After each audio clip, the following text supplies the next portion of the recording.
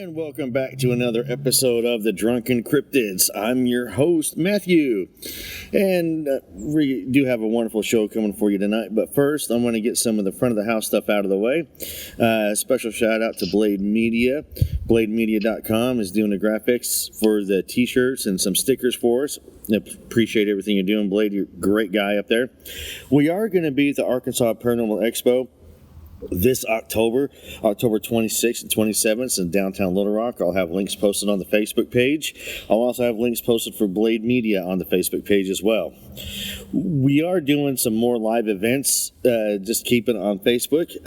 We're doing Spooky Coffee. It's been successful so far, kind of growing in popularity, doing it on Sunday mornings. So just keep an eye on that on the Facebook page. Make sure you like us, follow us, post a lot of our news. Everything will be on Facebook, as Facebook seems to be the center of the, the social media universe. However, if you've had an encounter, please email us, drunkencryptids@gmail.com. We have our website is drunkencryptids.com. We're also on YouTube, Spotify. We're on TikTok, still working the TikTok thing out, so follow us, and more stories will be posted up on TikTok as well. Like us, share us, give us a 5-star rating, share us with everybody. The more you get us out there, the more encounters I can bring for you guys, the more we can get to the bottom of some of this stuff, maybe. So the guest I do have with us tonight this is going to be a part 2. We already did her interview, the quarter. We started her background with the journey she's been on, and this evening we're going to go a little bit further down. So if you guys would please give a great Drunken Cryptid welcome to Heidi. Miss Heidi, welcome back to the show. Hey, it's good to be back. I'm glad to have you. You left us on a cliffhanger last time. I did. I ended up married into a necromancy family, and the backstory on that was, again, kind of a lot of bad things going on at home. I had run away and had decided that I was going to get emancipated, met with lawyers, did the things, had a job, was still going to school. I went to school while I was runaway. Like, I was actually a really good kid. And you were a smart kid.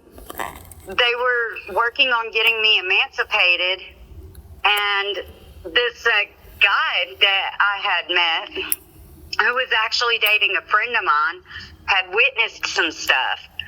And he was like, hey, did you know that if you get married that you can get emancipated faster? And I asked my attorney about it. My attorney said, yeah, actually it's a straight go-to. There's nothing done. It's done. Oh, and wow. Yeah, because I had never done anything or anything. Yeah, I caught you. Yeah. So you've never, you were still a virgin at the time. Yes. And so, things got really intense one night, and I left, and I went to his house, and I was like, okay, I'm down for this. I had no idea what I was getting into. I had no freaking clue. Well, in all honesty, you were smart enough to realize that you needed to stay in school. You were smart enough to understand the responsibilities that you had to carry on with it.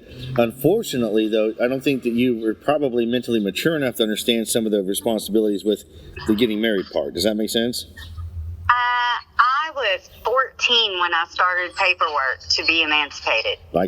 You were smart enough to realize it, but I think that in some ways you weren't probably mentally fully developed there yet. Does that make sense? Yeah. So, and I think that might play a little part of what was going on with you as well. It did, but things were getting more volatile and more intense at home. And it was supposed to take a little while, and trying to convince my grandmother, which would have immediately convinced my mother, and things like that. And my mom, it was a really messed up situation. She still got child support on me and everything, even though I was living on my own, all kinds of stuff. It was crazy. And so this guy didn't let me really know his family for a while. I knew his uncle, but that was it. And, I was really young. I met him before I turned 15, and we were together after I turned 15. And then I was told that the only way I was getting emancipated and that I was getting married was if I got pregnant. Well, okay, challenge accepted. Wow. First time, first try, done. So I got married. Wow.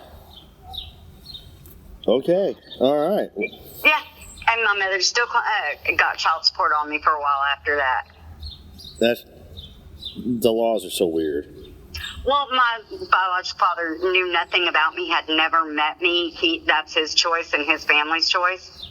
Right. Like, there's a whole thing about I've been the black stain on the family on both sides for many years, so it's whatever. Sorry about that. And he just kept paying the child support for a while. And then I called him to let him know he was going to be a grandfather. Okay. And he played nice on the phone, but very distant, and immediately called his attorney to stop paying child support.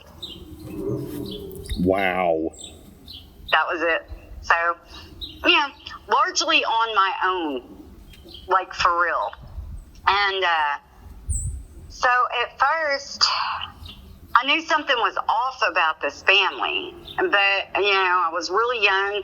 Their son was my age, not the one I married. The one I married was 3 years older than me, but we went to the same school. And so I was able to ride the bus and whatnot, and everything was fine. Fun fact, in the 90s, the principal could make you leave school if you had morning sickness because you weren't allowed to throw up at school. So I eventually was forced out, but I went for as long as they'd let me. Right. And then I got my GED. But anyways, so the father was really creepy, and I noticed creepy interactions between him and certain other family members. Things just didn't seem quite right. What do you mean by creepy? Some of it is like that. You know that something's up between that person and their kid inappropriately. But their kid was older than me and an adult. So I was like, what is this? And it was nothing blatant. It's just you knew that you knew. My gut screamed. And I was like, oh, okay, so I'm just going to mind my business and stay over here. Right. And then they made fun of me a lot. They picked on me a lot. They had me in a house while everybody left the house, and the house had to be cleaned, and I had to make dinner and all that, and that was fine. And the mom was good at first. The mom was nice at first. But very passive. Everybody does whatever they want to do, and if that meant that they were mean to me, she didn't really care, and she'd join in. And there was a big drinking problem in this family too, so I was like, whatever. And most of it I blew off, and I was so naive, and I was so trying to figure out and navigate what I was going to do next. I did not pay attention, but there are symbols in the parents' bedroom that are very old.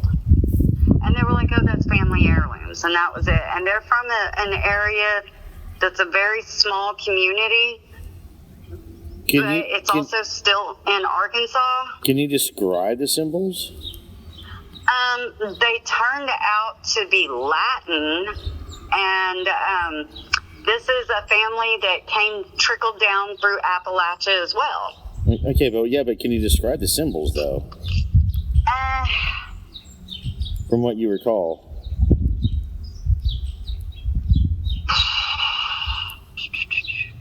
I'm trying to remember because I did look it up at the library. Right.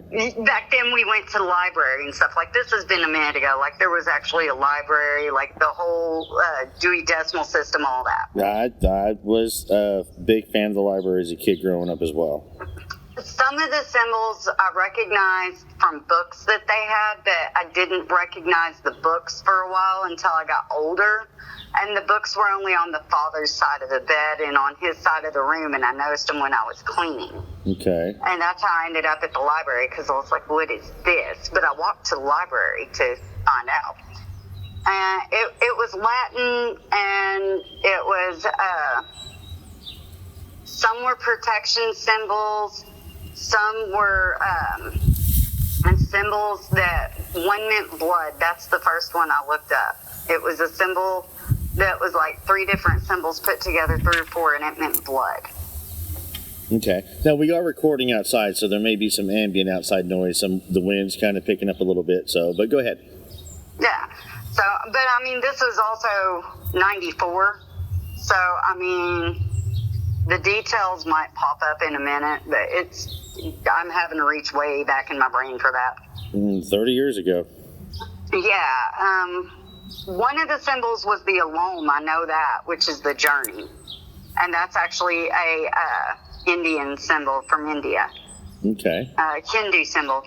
And then there were some other symbols that I found throughout different things, just on the bottom of things, randomness. Well, it was random to me. Like on the back of pictures, when I'm dusting picture frames, certain individuals, like it was just odd. And then they started telling me stories about things that, and I don't know why you would do this to a pregnant girl, but they did.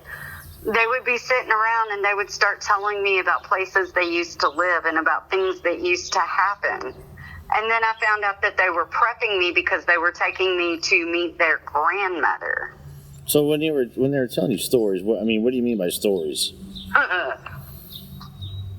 And they let me know that some of the places that they had moved to had really messed up things happening, and that I was going to be introduced to members of the family that had been there and always conveniently been there when these things had happened.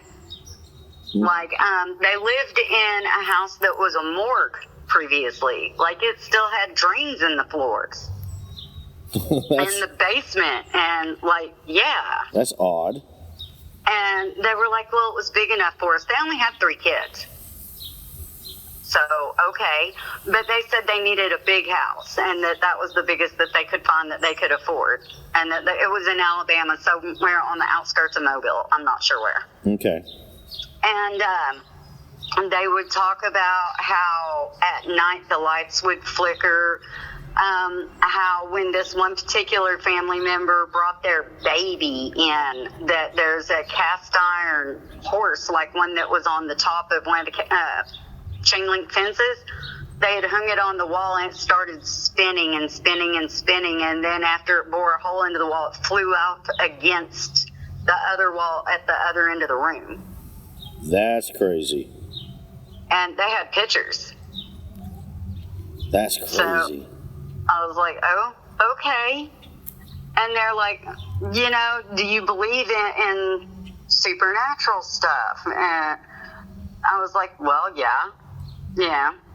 I had a pretty decent religious background, even though I never attended anywhere specifically. I had one grandmother that took me to a Southern Baptist church, one grandmother that took me to a Pentecostal church, an aunt that took me to an Irish Catholic church, and another friend that took me to synagogue. So, yeah, I'd say I'm pretty well-rounded doing that for several years, but, yeah. Yeah. And so they were like, oh, but you're not really religious. And I was like, well, no, I wouldn't call me religious. And they were like, okay, that's good. We were worried about that. And I was just like, that sounds ominous, but okay. Yeah, that would be like a giant red flag for me. Okay, 15. I know. Oh, I get you. And they were like, well, you own a Bible. And I was like, well, it's my grandfather's. It was my biological grandfather's, who I'd only met one time and didn't really know much about. And then I had another Bible that was my grandfather's that was a step-grandfather. He adopted my mother legally. And they were like, well, those can't be in the house. And I was like, well, tough shit, Yeah. Like, I stood my ground. I'm scared, but I'm not scared because damn this red hair. Right. And eventually they did steal both of them. Like, straight stole them out of my room, off of the bedside table. But wow. This was a disagreement for months. Yeah, that's not cool. I'm not. Yeah, you don't do that. Yeah, and since the day that I brought those Bibles in the house, which I never even bothered to read because they were King James Version, they were whatever. I had the dakes annotated like I had the big huge one and stuff. That never bothered them, by the way. It was my ancestral Bibles that bothered them, that they knew something was different in my room, went in there while I was cooking and cleaning and found them and confronted me. That's so bizarre. It is. It was creepy. And then I woke up after I took a nap on the couch. Everybody should still be gone. And things are moving off of the big entertainment center that held the TV and the Saga PlayStation and all that. Like, it looked like there was just an invisible hand wiping things off. So, what do you mean by it was wiping things off? I mean, like just one big swoosh, everything fell off. Like nothing in the house moved, no earthquake, no nothing like that. Just a big clatter that woke me up, and I looked up, and that's what I saw. I saw everything being shoved over, but nobody's there. Wow. And I just looked at it, and I looked down, and I had pulled those Bibles out because I was getting them, like they're that old leather that you actually have to like use beeswax to care for to keep the binding from breaking and cracking. Yeah. And I had them underneath the couch because that's what I was doing before I laid down. I mean, I was like 6 months pregnant. I was tired. Yeah. Well, yeah, it just takes a lot out of you. Yeah, and I just done like almost the whole house. I was doing my personal things at that point. And so, yeah, I heard that. And I looked down, and they were both there. And I looked up, and I see something, but it's kind of smoky, kind of mirrory. And I heard a voice tell me I don't belong there. Yeah, I'm speechless on that one. That would be, so you were laying down on the couch. Yeah. Everything got swept off. Something swept everything off the TV stand. Yep. And there's a figure standing there telling you you don't belong there. Yes. What'd you do? I pulled the Bibles out from under the couch and laid them on my lap. And I was like, See, I would have been in agreement. Like, yep, you're right. Don't belong here. Time for me to go. I didn't have anywhere to go. I was thinking. I was like, it may be the ADHD in me. It may be the RH negative blood in me. I don't know. But that was not my response. My response was, but I don't have anywhere else to go. Well, that is sad. And I was like, yes, I do. And I heard it again, but louder, and it said, no, you don't belong here. And then pictures came off the walls. And I was like, then where am I going? And it dissipated. And then the door opened, and it was my mother-in-law. And she was like, why is this house a wreck? And I was like, I don't know, I just woke up. Because I wasn't about saying, like, no, we're not going to call me the crazy pregnant girl. Nope, we're not doing that. They're mean enough. We're not giving them fuel for that fire. Mm-mm.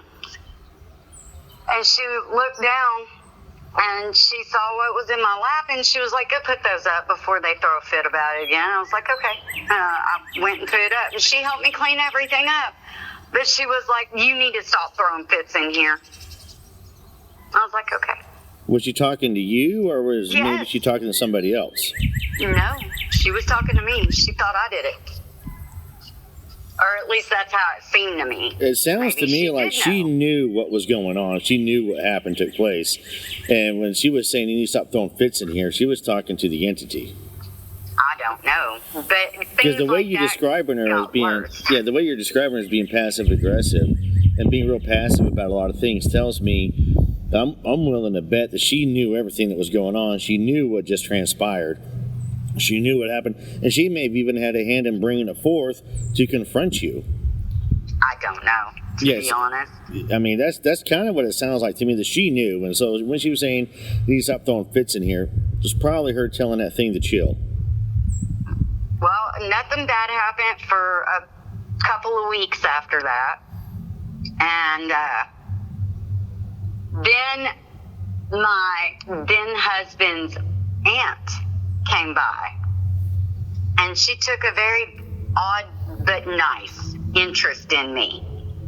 Like, she's a little mean. She's a little spicy, but she wasn't mean to me like they were. Like, it wasn't personal. Okay.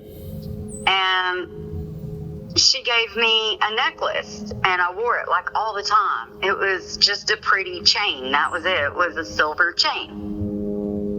And nothing else happened after she gave me that chain, except like odd feelings, like just ominous feelings. And I did not like going in their room to clean it, to the point that if they didn't notice I hadn't, I wouldn't. Right. Okay. I'm like, And I got a Doberman pinscher right after the baby was born. I just kind of felt like I needed an animal. I went to the animal shelter, and there's this big, gorgeous red Doberman pinscher, and I was like, perfect. And she was such a good girl. She, like, even when the baby had started toddling, and I would put her in the walker and take her outside, because I had to do stuff outside too.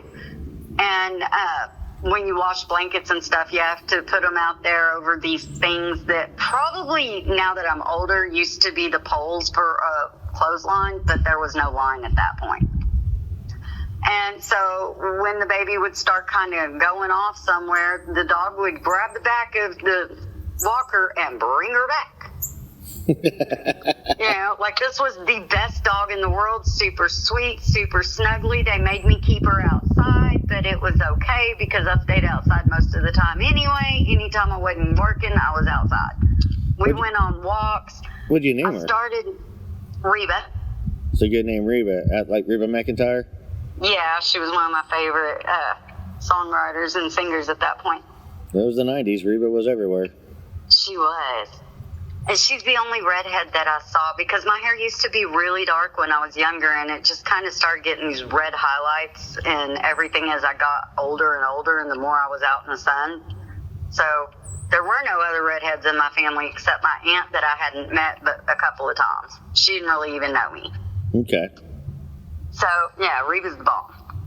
And so that went on for a while, and I started meeting the neighbors. We had already been there for a year, and they hadn't talked to their neighbors or nothing, which now that I'm older, I understand, because I don't talk to my neighbors really, unless it's about my dog. But at that point, it seemed odd to me, because my grandma wasn't like overtly friendly with her neighbors, but even my grandma knew who her neighbors were. Yeah, well, back in the day, everybody, I believe that everybody knew who their neighbors were and was kind of friendly. And nowadays, nobody does that anymore. Well, they didn't do it before it was cool not to do it. And so I would walk around this loop, and it's a little over a mile. And I'd take the baby, put the baby in the stroller, take the dog, because I don't know these people. Right. And she's super sweet and super gentle, but at the same time, don't mess with me. And nobody was really mean to me while she was there. Nobody was rude to me while she was there. Talking about your in-laws. The dog. Yeah, I know, but your in-laws weren't mean to you. Correct. Okay. Like, everything had chilled when the dog came. And I had met a couple of neighbors, and then one of the neighbors kind of noticed things were not okay, and she was like, "Do you need out?" And I was like, "Nobody even knows I talked to you. Like, I'm not supposed to be out of the house." And she's like, "You need out." And I was like, "Where would you like me to go?" And she's like, "Well, we'll figure it out." And so me and this friend that I had made, who also had 2 little kids and was just barely older than me, also married, and even her husband said that this was bad, because my ex-husband was violent and abusive, and I wore the proof. That's horrible.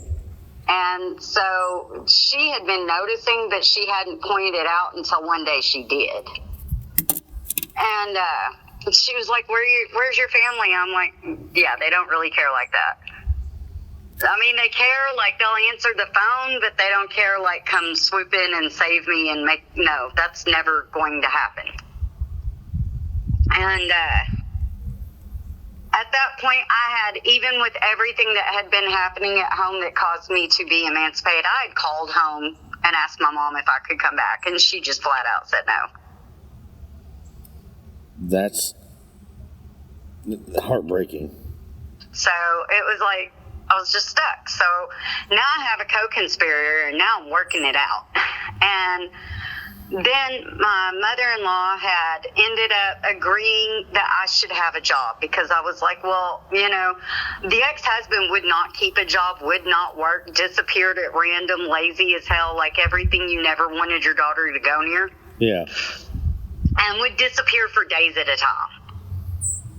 And I was like, well, your son's not even providing diapers, so I need to work. And they said, okay. So I started working with a plumber, and I was a plumber's assistant, and it's really hard work, but it was okay. And I was really small, and I fit into crazy places that he didn't. It was fabulous. He was super good to me, bought me lunch, and I was making money, and he never told them exactly how much I made. So even though they expected all of my money, I was able to stash some away without anybody knowing about it. Well, did he know what was going on? Absolutely not. But he knew the family for a long time, and I felt like he had an inkling. Okay. And then that went on for months until one morning the mother-in-law, like, went to work instead of me and took my job. She took your... So she Yes. went to the plumber and took your spot. Replaced me, yes.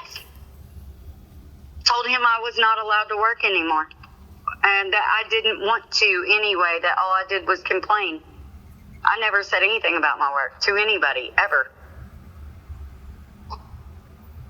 I was terrified to complain about anything, but that's what she told him, and next thing I knew, I didn't have a job. This is cultish behavior. It is, but I didn't recognize it at the time. Yeah, this is extreme cultish behavior. And so then we ended up going to the northern part of the state, and I met the other family members, and there were 3 of them that I was just super uncomfortable in their presence. Their energy was wrong. Everything about their existence is wrong. My gut is screaming to get away. It's so bad that, and this was while I was still pregnant too, that while we were up there, they kept telling me. Wait, you said you had the baby, you were a plumber. When I was getting away. That's how I ended up getting the plumber job and doing all that. Yeah, I know, I skipped. Okay, so you were pregnant. You were pregnant doing the plumbing job? No, that was after. Okay. I went to northern Arkansas before I had the baby. Okay. I became the plumber helper after I had the baby. I met the other girl in the in-between, like really close to my due date. Okay.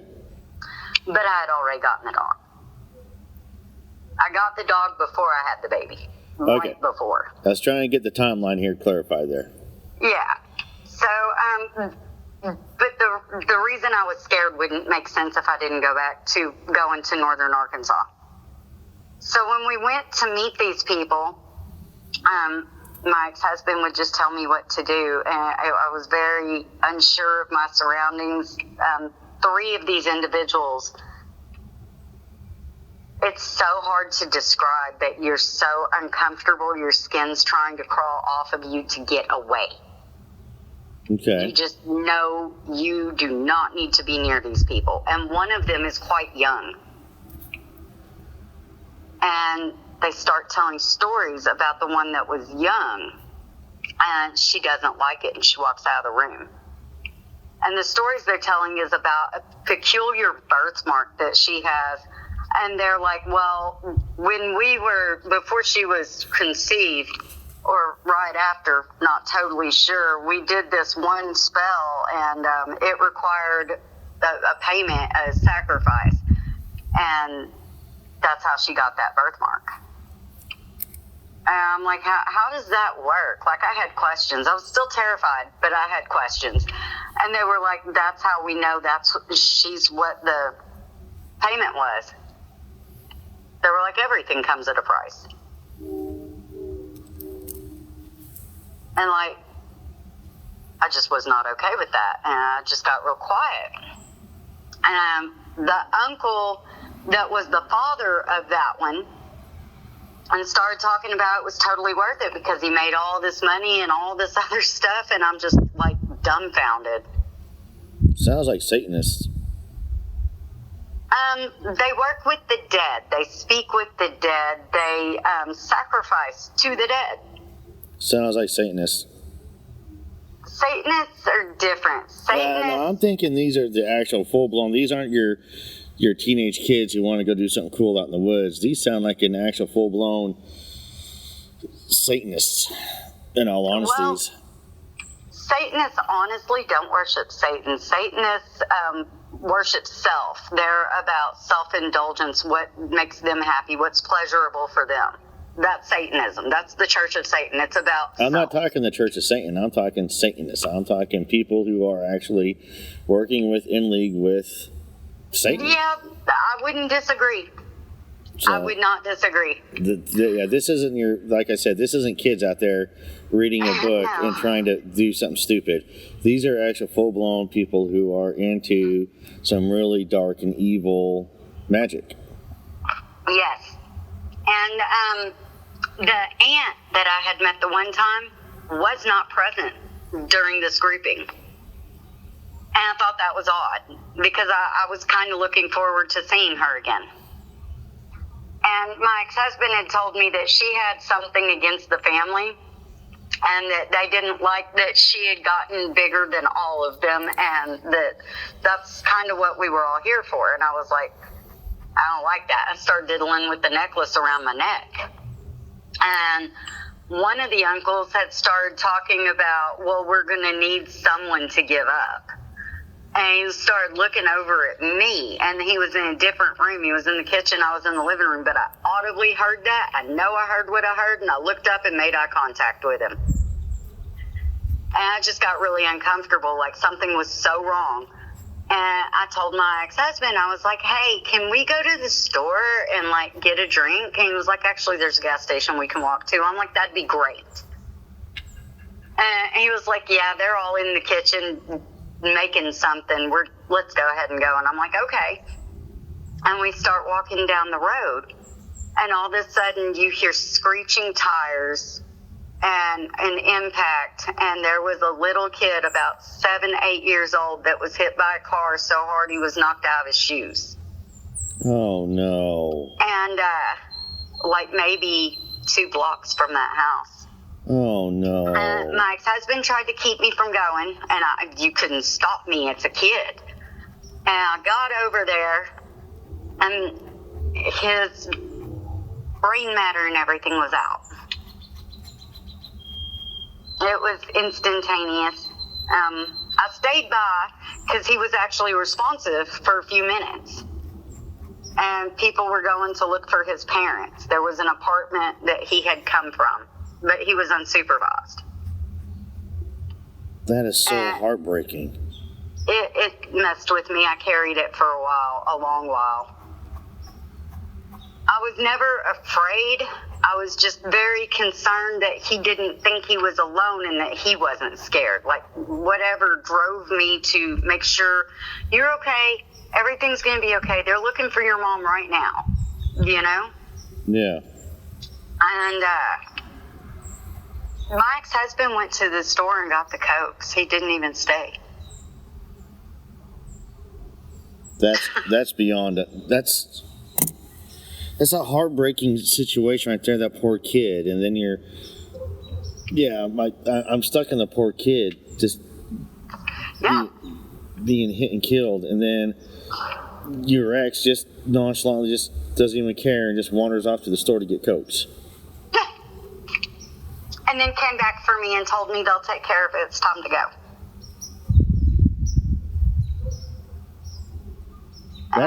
I'm speechless. So I went back to the house because I didn't really have a choice. And that night, me, my ex-husband, one of his siblings, and the other kid that had that birthmark were in the living room. And the older adults were in the kitchen, and I heard that same one look back at me and like, no, it didn't have to be that one. Another one was taken. And my gut knew. My gut knew that my gut knew that my gut knew that that was that. These people are evil. And I was like, oh, God, I got to get away. I got to get out of here. What am I going to do? How am I going to do this? And I felt very, very much that my kid, my baby, was not safe. No. And I feel like that was the intended.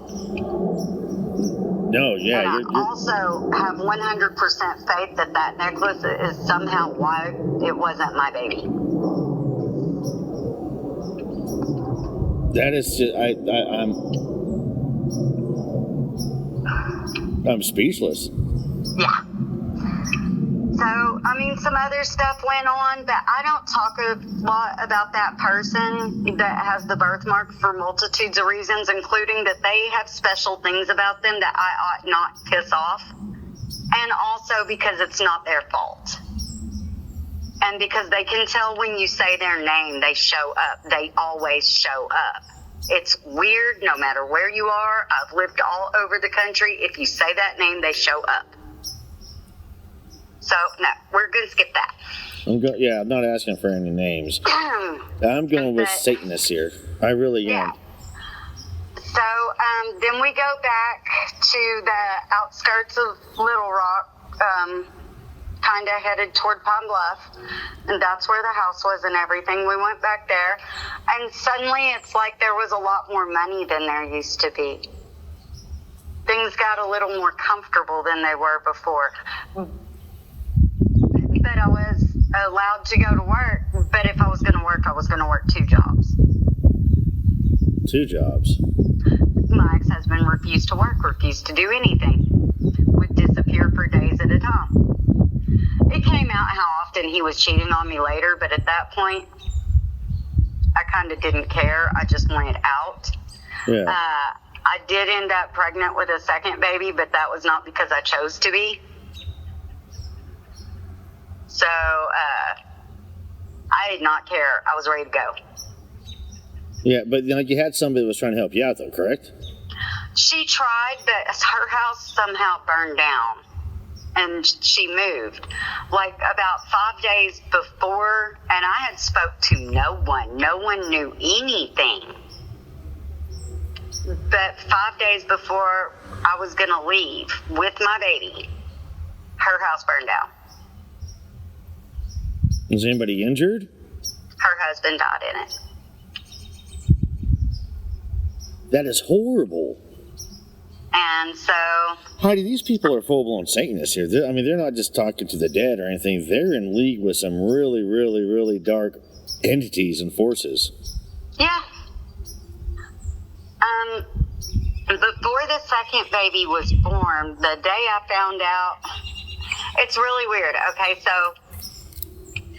The aunt had moved down there where we were and had made friends with the mother-in-law side of the family. Apparently both families grew up together, so it was whatever. And so she was dating somebody else on the other side of my ex-husband's family and lived close by. And I had a lot of interaction with her, and she was careful not to spend too much time with me, but she was around me enough, and every time she was, I always felt safe. I always felt like everything was okay. She gave me warnings about having my baby around people. She was like, there are a lot of bad people around you, and I was like, I think I know. She goes, you have no idea. I'm going to take care of it, but keep your baby safe. And I was like, okay, I did the best I could, but nobody else would work. And when I finally... She was with me, and I was able to throw a big enough fit that I got to live somewhere besides their house. But I had to work the 2 jobs to be able to, and they were at my house like all the time. Like I was never unsupervised. And it was right between the 2 families' houses, like very close. And that aunt would come by, and she would teach me things. And she had books, and she had crystals, and she had a lot of things. And she wrote books, but she didn't use her real name. And she got paychecks, residuals from those books. And she taught me a lot of things about what I can do and how I can take care of myself and protect myself. And she taught me a lot of things about how to work with energies and other people's energies and your own energy. And she taught me more about my tarot cards. They had taken away my deck. She gave me another one. Okay. She and said that her family had done some really, really terrible bad things, and that she was going to take care of it, and that I was going to be okay. And I was like, okay. She goes, but you have to protect your baby, because your baby is the bloodline. And I was like, okay. I didn't really understand what that meant. I was 16. But she also had a bit of a drinking problem, but she didn't really come around me when she was like that. And she didn't get angry, she got sad. Well, her family is a good reason to have a drinking problem. Right? And she had told me that my husband was not good and not a good man, and I was like, I don't even want to be here anymore.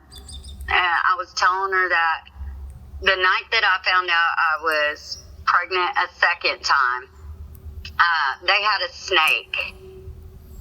I hated this snake. I hated snakes for a long time because of this snake. They had this big python. I had a hamster. And while I was at work one day, they took my hamster and fed it to the snake. So not only am I terrified of snakes because I've been bit when I was a kid, but it was a king snake. It was fine. I just scared the crap out of him. Yeah. It's fine. But still scared the shit out of me. I was 3 and I got bit by a snake. So I've always been scared of snakes. And so the father wrapped it around my neck, threw it on me. And I came unglued. And my sister-in-law, who I told you, I know there was some inappropriateness between her and my father-in-law. Yeah, you were saying at the beginning. Yeah. And she beat the hell out of me for that, and I ended up miscarrying that night. And I was on the phone with the aunt, and I was like, I don't even want to be here. I don't even want to do this. I just want to leave. And she was like, you can't yet, but I'm working on it. And I was like, okay. What does that mean? She goes, don't worry about it. Just trust me. And I was like, okay. Because I was in my first full-blown panic attack. And nobody knew where my ex-husband was. And then it was later revealed to be everybody but me knew where he was. They just didn't want to tell me because they liked to see me upset. This is a cult. This is pure evil group. This is horrible. There was somebody else married into the family that witnessed quite a bit, but although they didn't help and they didn't join in, they didn't help either. They were scared to death. They didn't make it worse, but they didn't help. Oh, they're scared to death. And they eventually got out too. So this went on, and a couple of days later, my ex-husband came home, and he found out I had miscarried, and then he told me that he would take care of it, and I was like, what's that supposed to mean? And so I ended up pregnant again, also without wanting to be. And so I did get away for a minute because of that second house, and I was making plans, I was making moves, I was making contacts, I was working at a gas station that was also a truck stop. Like, I had plans. I was getting out. I'll be damned. Yeah. And I was hiding money and saving money and all this other stuff. And it just got more and more intense. And then one day, the aunt had passed away. But before she had passed away, the last few memories I had of her was I was over at her house, and she was talking about they had found an injured rabbit, and my sister-in-law was kind of just astonished because the aunt had these bones, and the little rabbit was suffering, and she didn't want to like kill it, you know, but it was definitely not going to survive. It was just suffering. And she threw these bones out beside it, and it just stopped breathing. Wow.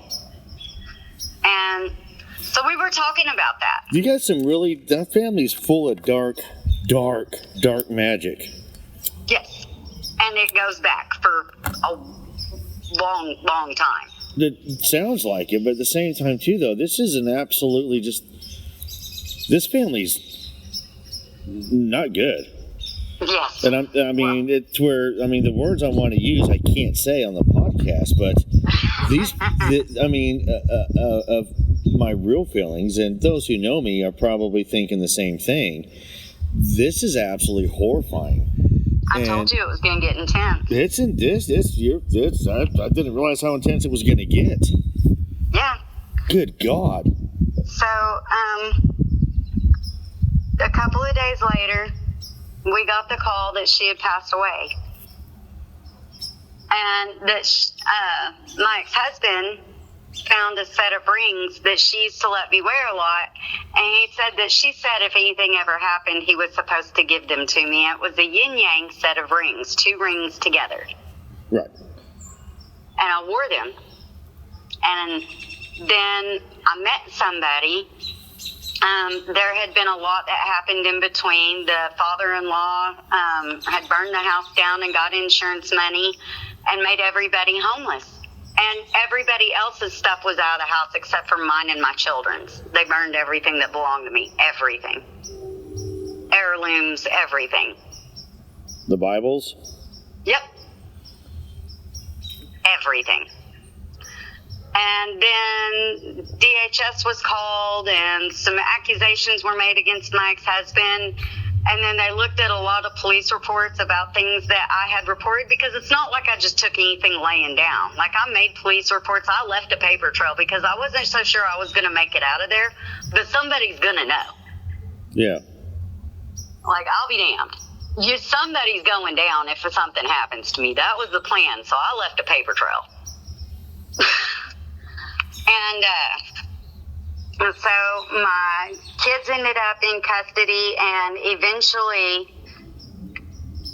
things just came to light that were so bad about my ex-husband, and I was too young to be able to take care of myself. And we had a horrible DHS worker that would make appointments only when I had to work, never on the days I told her that I was off work. So I would miss appointments, and she wouldn't tell the judge that she had made the appointment while I was at work. She'd be like, well, she lost another job and she didn't make it to this appointment. And I didn't know how to get a lawyer myself. I didn't know what I was doing at all. My ex-husband's family had got this lawyer. He just pretty much gave up on everything and just let everything happen. And my mother, who was really bad on medications that the doctors gave her. She was a legal drug addict. Like, she didn't take illicit drugs. All her drugs were perfectly legal, but it was so bad that when she passed away, the FBI came to the house to collect the narcotics. She's part of the reason there was a big Medicaid fraud thing in the 90s. Yeah, I was in the Army for all that.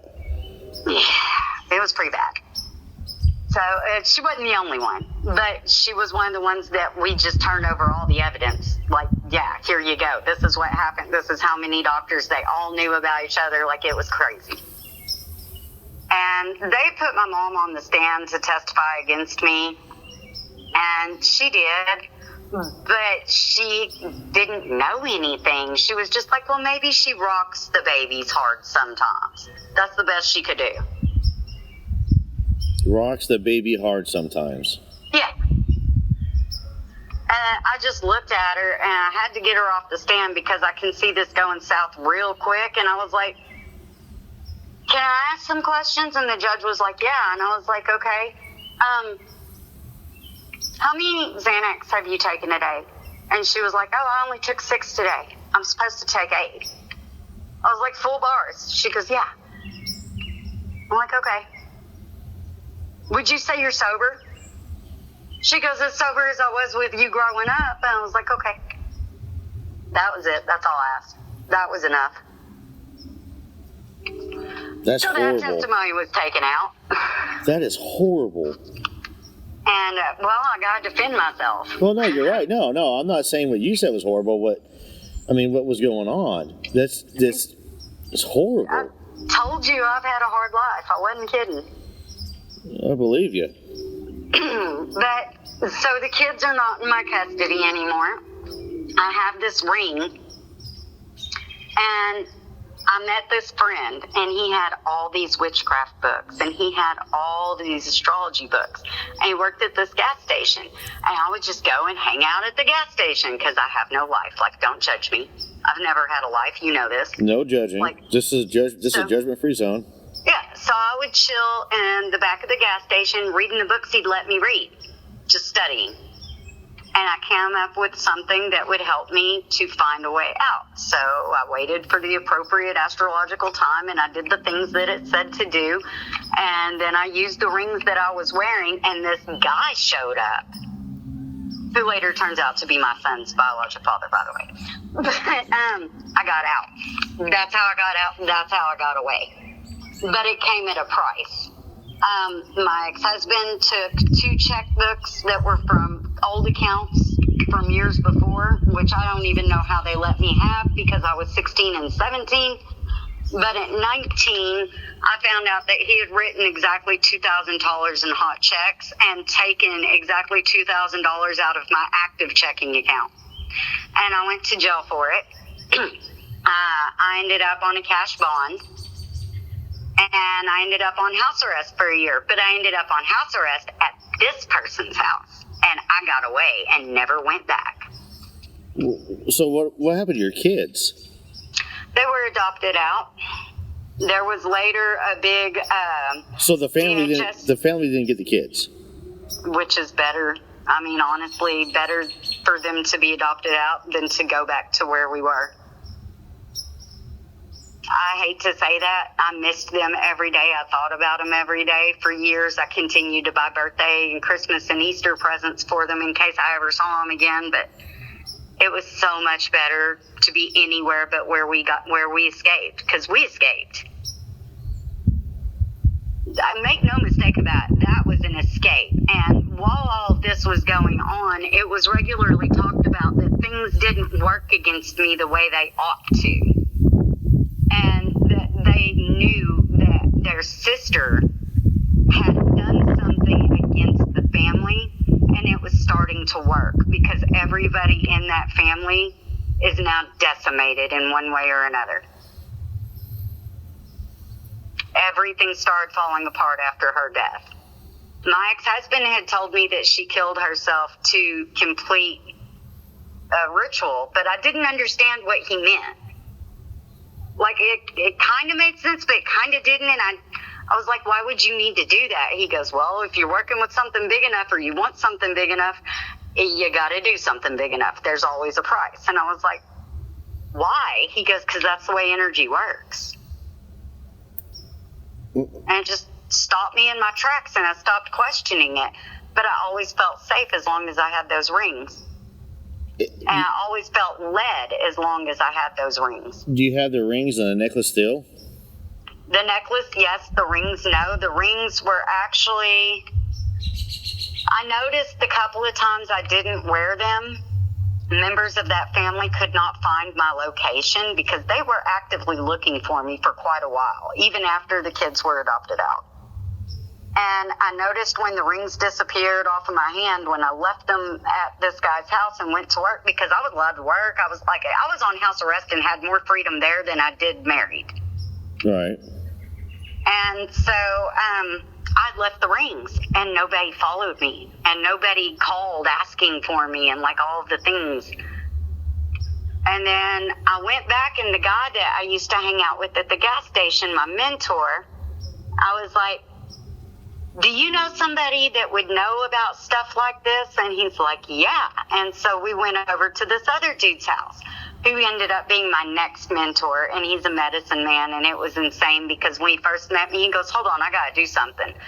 And he goes, you don't have no idea what's attached to you, but I'm fixing to fix it. And I was like, okay. And he took this big eagle feather and he waved it at me. And this big rush of wind came at me. And I swear it's like yuck melted off of me or blew off me. Like it's just like something came off. And he goes, do you feel better? I was like, yeah. Can you do it again? He goes, do I need to do it again? He goes, I think you need to do it again. He goes, okay, we'll do it again. He did it again. And he was like, oh, hold on a minute. He went and got a second eagle wing. And then the third time with both eagle wings, he goes, okay, that should be good. And I was like, this is very different. This feels so very different. He goes, you don't know what this feels like? I was like, no. He goes, safe, comfortable, secure, stable. I was like, I have no idea what those things are. And he goes, okay, sit down. You're mine now. I was like, what? And he goes, no, not like that. Like, I'll teach you. You need a teacher. And I was like, okay. And so I learned under him for 1.5 years, and I learned that although incredible things can happen for me because of those rings, because there's a bloodline connection, they're also kind of a homing device. Okay, so you got rid of the rings. I left them at the baby daddy's house behind his dresser. They're still there to this day. That's hilarious. I know exactly where they are. I can go back, but I ain't. They can stay there. They've been there for 25 years, and that's where they will remain. But life went forward after that. Life was okay. I've got so many questions. Well, that was up to 19, so there you go. I told you this was going to be intense. This whole entire cult family thing has just kind of got my mind blown. I mean, first and foremost, I think it's a horrible situation and everything they got put into. And I think they preyed upon somebody who was extremely vulnerable mentally and spiritually at the time as well. Even if you did have, from our previous episode, talking that you did have some, spirit guys or whatnot. But I think that these people came in and exploited all your weaknesses and were utilizing you for their own gains.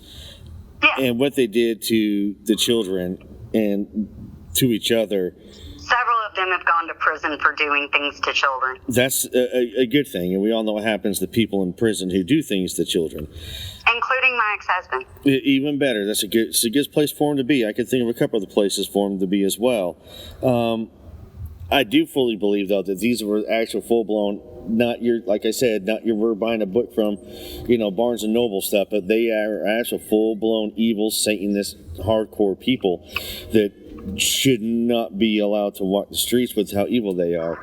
And most of them don't anymore. I think what she did took care of a lot of that, and what didn't has been so crippled that they can't do anything.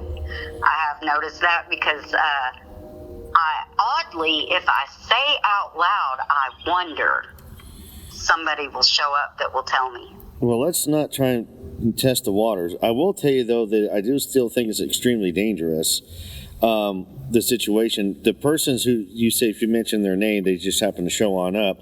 Are they confined? Are they locked up anywhere? No, she's not. As far as I know, she's free, too.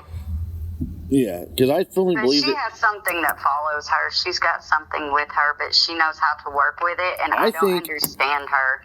Heidi, I think that you still may have an attachment, in all honesty. I think that the forces and everything, the power that got put on you, I think you still may have some sort of an attachment that is intelligent enough to hide itself, to disguise itself. And I fully believe that. And I would, caution you, with some of the stuff that you do, to make sure that, what you're doing, because I don't want this thing to play you. Does that make sense?